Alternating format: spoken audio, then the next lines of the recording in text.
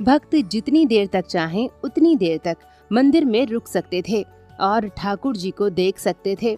मंदिर में बांके बिहारी जी की मूर्ति को किसी ने बनाया नहीं है, बल्कि ये स्वयं यहाँ प्रकट हुई थी। उनको प्रकट करने पर विवश करने वाले थे स्वामी हरिदास जी, जो भगवान कृष्ण के भक्त थे। वे निधिवन में तमाम भजन आदि गाकर श्री कृष्ण की भक्ति किया करते थे। उनके संगीत में भगवान कृष्ण लीन हो जाते थे और कई बार उनके सामने आ जाते थे।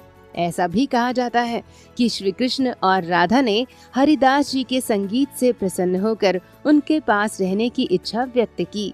तब हरिदास जी ने कृष्णा जी को बोला कि वे उनको एक लंगोट पहनाकर यहाँ पर रख लेंगे, परंतु माता राधा के लिए उनके पास कोई आभूषण नहीं है, क्योंकि वे तो केवल एक संत हैं।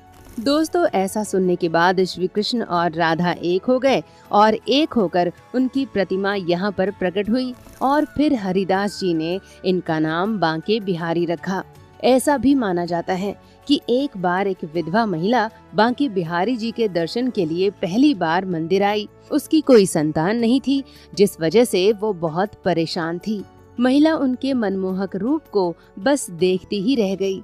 वो महिला बिहारी जी के मधुर रूप में खोकर अपने सारे दुख दर्द भूल गई।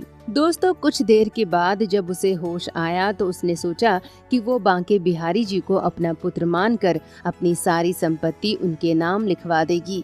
उस प्रेम भाव को देखकर कन्हैया भी खुद को उसका पुत्र ही समझने लगे और उसके पीछे पीछे उसके घर चले गए।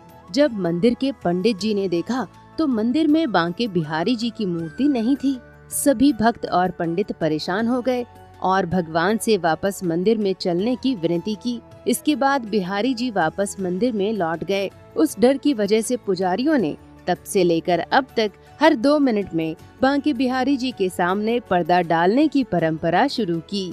दोस्तों, बांके बिहारी जी की मूर्ति में ऐसा आकर्षण है जो भक्त को अपनी ओर खींचता है और आंखों से स्वयं आंसू गिरने लगते हैं। इसके अलावा भी बांके बिहारी मंदिर के कई रहस्य हैं। इस मंदिर में साल में सिर्फ एक दिन मंगला आरती होती है। साल में सिर्फ एक बार भगवान बांके बिहारी जी के चरणों के दर्शन होते हैं। इसके अलावा साल में सिर्फ एक ही बार बांके बिहारी जी को बंसी और मुकुट धारण कराया जाता है। भक्त बांके बिहारी जी से जो भी मनोकामनाएं मांगते हैं वे जरूर पूरी होती हैं। जन्माष्टमी, होली, नए साल के मौके पर यहाँ मानो श्रद्धालुओं का समंदर उमड़ पड़ता है। ऐसे में हालात बिगड़ जाते हैं और भक्तों का जीवन संकट में पड़ जाता है। तो